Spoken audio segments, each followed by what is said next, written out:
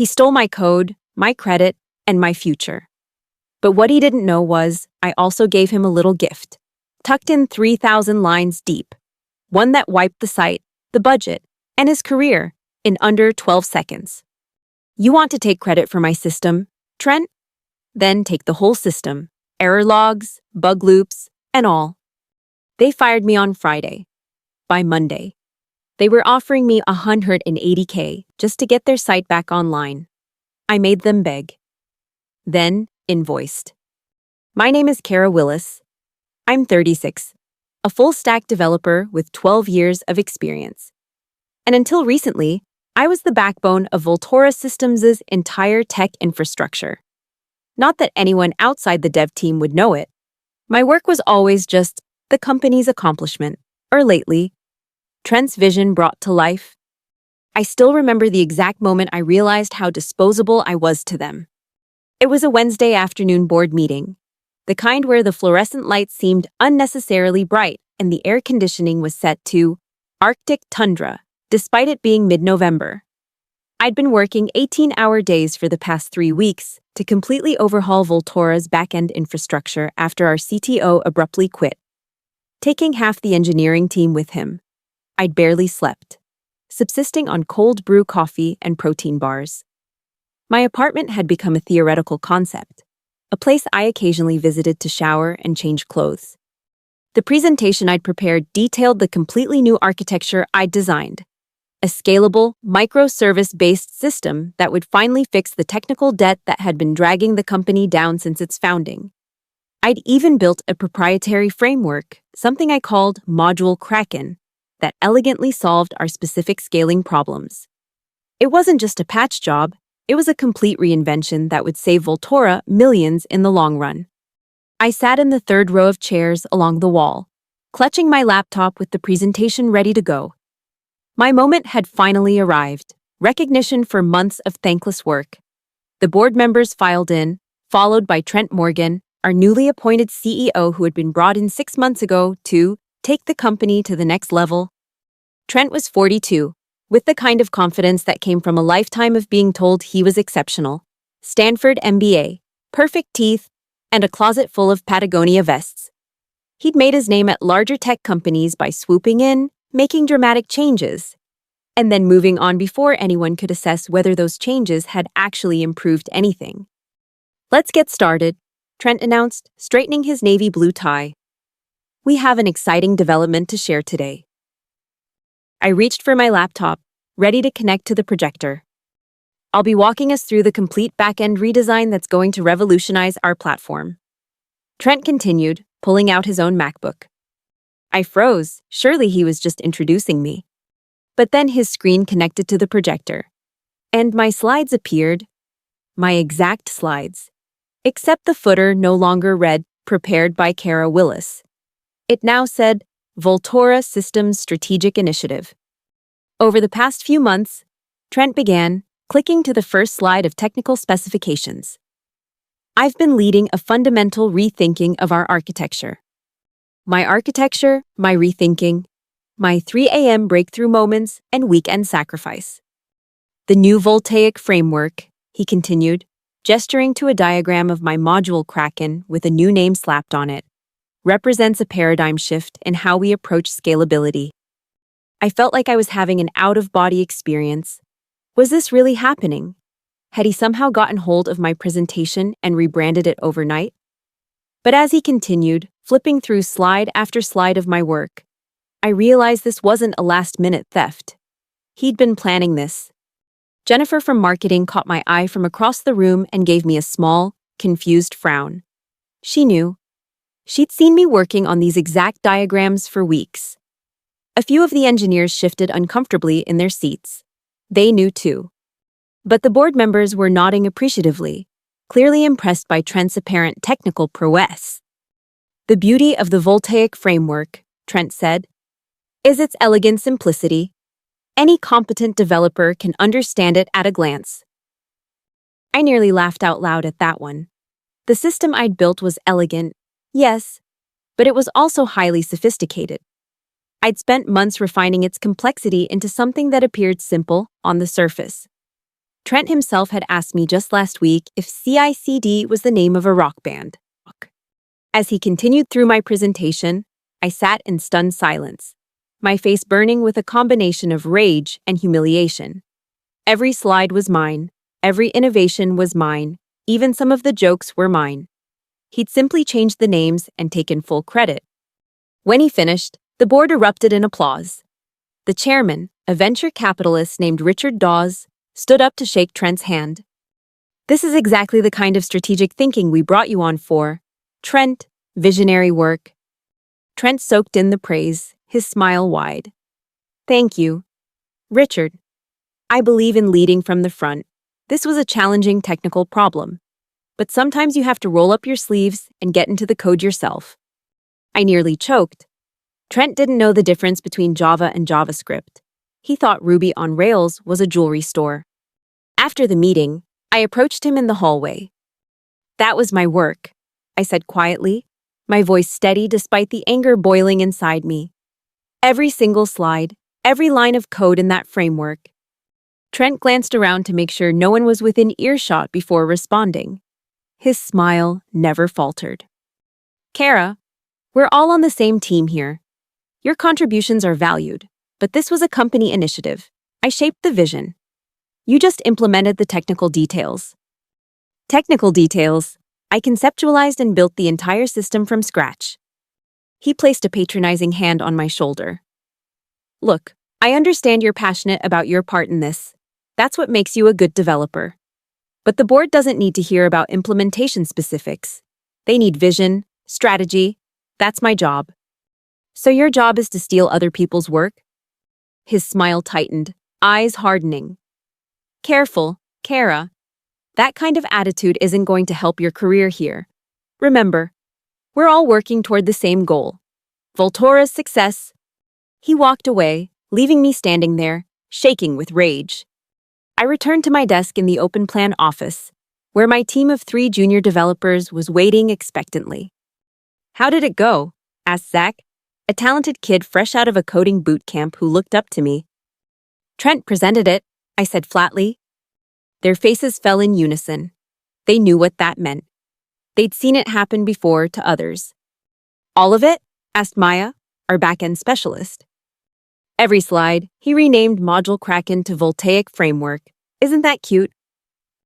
"That's messed up." Raj, our newest hire, shook his head. "Everyone knows you've been killing yourself to build that system." "Everyone except the board, apparently," I said, dropping into my chair. Maya lowered her voice. "So what are you going to do?" It was a good question. What could I do? It was my word against his. And he had the board's ear. I didn't have the luxury of burning bridges. The tech industry was smaller than people realized, especially for women over 35 who weren't eager to play the political game. "Keep doing my job," I said finally. "We still have a system to finish implementing." But something had changed inside me. The loyalty I'd felt to Voltora, the pride in building something innovative, it had curdled into something bitter and cold. That night, instead of continuing work on the main system implementation, I added something new. A small piece of code, just a few lines, buried deep within the configuration files of the framework. System Integrity Module. Do not modify. Patch required function. Validate system integrity status. If status perceived was wipewort compromised.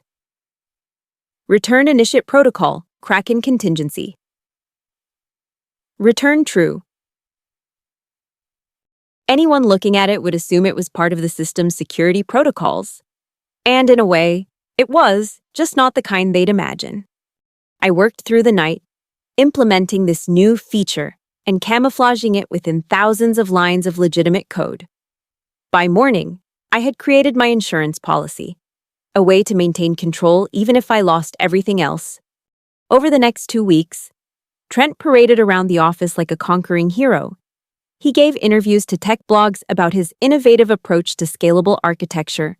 He held workshops where he attempted to explain concepts he barely understood. Meanwhile, I quietly finished implementing the actual system, documenting everything meticulously. though I kept certain key elements of Module Kraken out of the official documentation. The system went live on a Tuesday. It worked flawlessly, exactly as I designed it. Our server costs dropped by 60%, response times improved by an order of magnitude, and we could finally handle the user load that had been crashing our old system during peak hours. Trent took all the credit. Of course, there was a company-wide email praising his technical leadership and architectural vision. My name wasn't mentioned once. I told myself it didn't matter. I knew the truth. My team knew the truth. I'd add this project to my portfolio and move on eventually. But Trent wasn't finished. On Friday morning, exactly 3 weeks after the board presentation, I was called into HR. Carol, the HR director, sat behind her desk with an uncomfortable expression. Beside her was Trent, looking solemn but with a gleam in his eye that I recognized immediately. "Kara, please have a seat," Carol said. I remained standing. "What's this about?" "I'm afraid we're going to have to let you go," she said, not quite meeting my eyes. "Let me go," I repeated, though I wasn't actually surprised. Somehow, I'd been expecting this. "On what grounds?" Carol glanced at Trent, who took over smoothly. "We're restructuring the engineering department to align with our new strategic direction. Unfortunately, your position has been eliminated." "Restructuring," I echoed. Interesting timing, right after I built the entire system that's currently running the company. Trent's expression didn't change. "The Voltaic Framework was a company initiative. Kara, no single employee owns our intellectual property." "Of course not," I said, a cold smile forming, especially when that employee is inconveniently aware of who actually created it. "I'm not going to engage with accusations," Trent said firmly. "We've prepared a severance package that's more than generous. 2 months' salary, plus we're allowing you to keep your laptop as a gesture of goodwill." How magnanimous, letting me keep the tool I'd used to make him look like a genius. "We'll need you to sign these documents." Carol pushed a folder across her desk. "Standard confidentiality agreements, non-disparagement clause, and a reminder about your existing non-compete." I took the folder without opening it. "And if I don't sign?" "Then we can't process your severance payment," Carol said, looking increasingly uncomfortable. "I'll have my lawyer review these," I said, tucking the folder under my arm. "You have until Monday to return them," Trent said. "After that, the offer expires." I looked at him, really looked at him, memorizing every detail of his smug face. "You know, Trent, there's something about sophisticated systems that most non-technical people don't understand." "What's that?" he asked, clearly eager to get this over with. "They're fragile. One small change, one misunderstood component, and the whole thing can come crashing down." His smile faltered slightly. "Is that a threat, Kara?" "Not at all," I said pleasantly. "Just an observation about complex systems, something you'd understand if you actually knew anything about the framework you're taking credit for." Carol cleared her throat nervously. "We have a cupcake for you in the kitchen, chocolate, your favorite, and you can take the rest of the day to pack up your desk." A cupcake. After 3 years of service, after saving their entire technical infrastructure, I got a cupcake and an escort out of the building. Because of course there was an escort. A security guard who watched as I packed my personal items into a cardboard box, as though I might try to steal office supplies or sabotage equipment on my way out.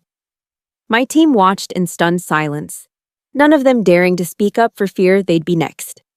As I left, Maya slipped me a note with her personal email address. "Keep in touch," she whispered. "This isn't right." I nodded, unable to trust my voice. The security guard followed me to the elevator, down to the lobby, and all the way to the front door of the building. "Sorry about this," he mumbled as I stepped outside. "Just doing my job." "I understand," I said. "We're all just doing our jobs." Until we're not. I spent the weekend in a strange, detached state. I didn't cry. I didn't rage. I didn't immediately update my LinkedIn or reach out to contacts about new opportunities. Instead, I waited. On Monday morning, at exactly 10 pour, a.m. I opened my laptop and ran a simple script that would activate the code I'd hidden in the system. It sent a single command to the server: invalidate system integrity compromised. Then I made myself a cup of coffee and watched as my phone began to blow up with notifications. First came the confused Slack messages, forwarded to me by Maya. Trent Morgan. Is anyone else having trouble accessing the admin panel? Dev team. The entire site is down. Getting a blank page with a strange message. Jennifer Marketing. Emergency. The site is redirecting to a page that says, "This platform is currently offline. Contact Kara Willis Consulting for emergency system recovery." Trent Morgan. What? Someone fix this now. Dev team. We're trying, but we can't access the backend. Something called Module Kraken is blocking all admin credentials. Trent Morgan. What the hell is Module Kraken? Zach Dev? Why? Maya Dev? Wart Raj Dev? Zach Dev. It's the core framework of the system. Kara designed it. Trent Morgan. Then access it and fix this. Maya Dev. We can't. She was the only one who fully understood how it worked. Trent Morgan. That's ridiculous. It's our system. We have all the code. Raj Dev. Having the code and understanding how it works are two different things. This is thousands of lines of complex code. Trent Morgan. Get me a number for Kara, now. Next came the emails, first from junior staff, then from increasingly senior people. From Zach Miller Oval Torah. Com. Subject. Hey, are you available? Kara, things are melting down here. The site is completely offline and no one knows how to fix it. Can we talk? Unofficially? From Jennifer Chenoval Torah. Com. Subject, urgent contact Kara. We have a serious situation with the website. Please contact me as soon as possible.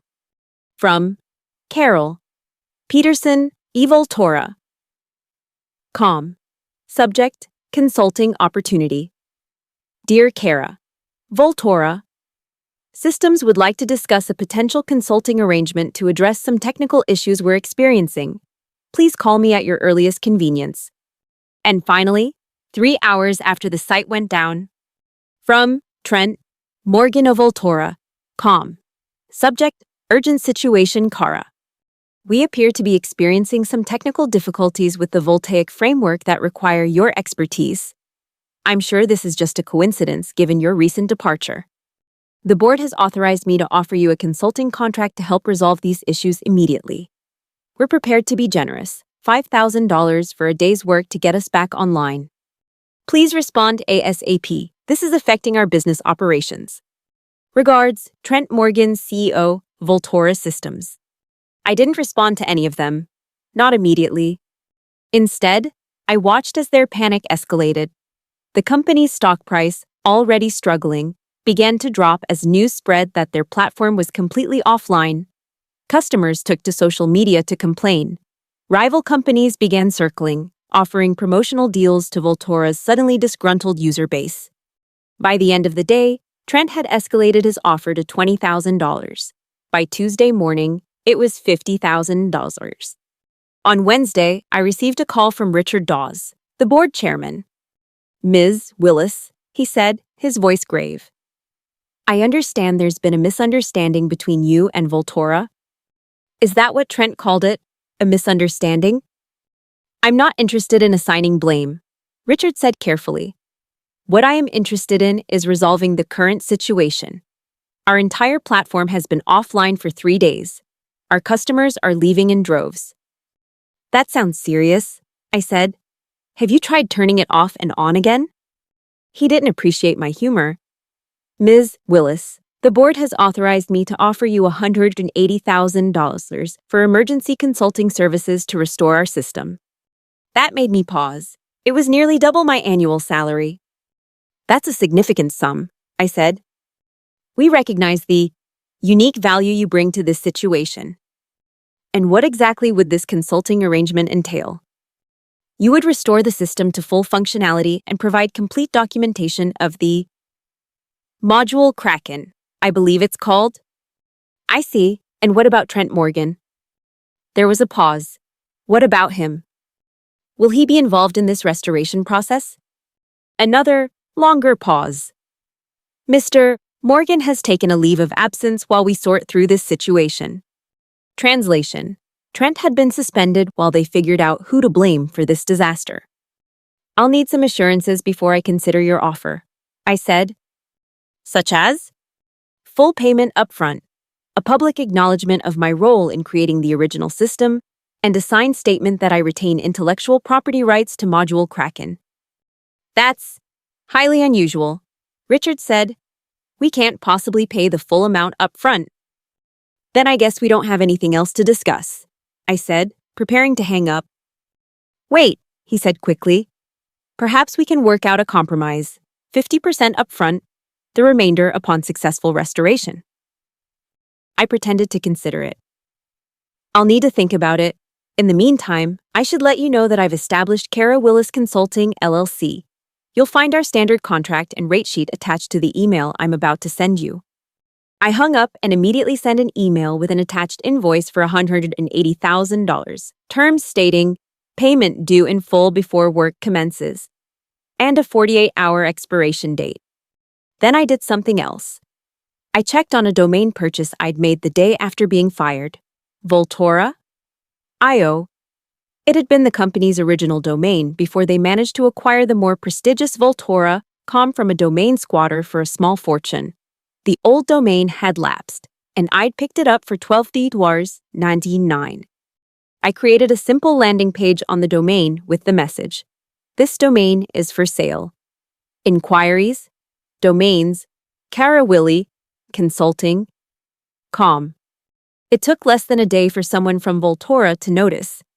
By Thursday afternoon, I had an email from their legal team demanding I transfer the domain to them immediately, citing trademark infringement. I replied with a single line, "Make an offer." Their initial offer was $5,000. I countered with $250,000. They came back with $50,000, calling my asking price extortionate. I didn't bother responding. I didn't need to. They were hemorrhaging customers and money every hour their site remained down. By Friday morning, 1 week after I'd been escorted from the building, I received a wire transfer for $180,000 and a signed contract acknowledging my ownership of Module Kraken's intellectual property. An hour later, another email arrived agreeing to purchase Voltora.io for $220,000. Only then did I run another simple script that reversed the original command. The validate system integrity secured. Within minutes, Voltora's website was back online. I sent them a detailed document explaining exactly how Module Kraken worked, along with a separate secure file containing master credentials to access all parts of the system. I also included a note. I've removed the contingency protocol. Your system is now stable. However, I would strongly recommend a complete code review by qualified engineers who understand the architecture. Best of luck with your future endeavors. The money hit my account by the end of the day. $400,000 in total. Enough to fund my own startup or take a year off to decide what I wanted to do next. That weekend, I noticed that Trent Morgan had updated his LinkedIn profile. He was no longer CEO of Voltora Systems. Instead, his status now read, Experienced Executive, Strategic Advisor, taking some time for personal growth. I couldn't help but smile at that. Personal growth indeed. The following Monday, I officially launched Kara Willis Consulting, specializing in rescue operations for troubled technical projects and proprietary framework development. My first client? A direct competitor to Voltora who had watched the whole debacle unfold and recognized the value of having the architect of Module Kraken on their side. As for Voltora, they struggled to recover from the week-long outage. They lost nearly 40% of their customers and their stock dropped to an all-time low. The board eventually replaced Trent with a new CEO, a technical founder from another startup who reached out to me privately before accepting the position. I'd like to understand what actually happened, she said over coffee. Off the record, I told her the whole story. That won't happen under my leadership, she promised. Engineers get credit for their work, period. Good policy, I said. You might actually keep your talent that way. She offered me a position as CTO, with a compensation package that would have been tempting under different circumstances. I'm flattered, I told her, but I'm enjoying being my own boss. I understand, she said. But if you ever change your mind, the door is open. I didn't tell her that I'd already embedded similar contingency protocols in every system I'd built throughout my career. Little insurance policies tucked away in complex code that most people would never understand, not because I planned to use them, but because I'd learned an important lesson. In this industry, your work can be stolen, your contributions erased, and your value diminished in an instant. Technical brilliance isn't enough. You need leverage. Sometimes that leverage is a few lines of code buried 3,000 lines deep that can bring an entire company to its knees. Sometimes it's the courage to walk away and start something new. And sometimes it's the satisfaction of watching a man like Trent Morgan learn that actions have consequences, even for those who usually fail upward. 6 months later, Maya, Zach, and Raj all joined my consulting firm. A year after that, we launched our own product, a security framework called Contingency Protocol. It became the industry standard for system protection. Trent, last I heard, he was advising early-stage startups. I almost feel sorry for them. Almost. As for me, I never had to compromise again. I built the career I wanted, on my terms, with people who valued both my technical skills and my integrity. All it took was 12 seconds of code execution to change everything. He stole my code, my credit, and my future.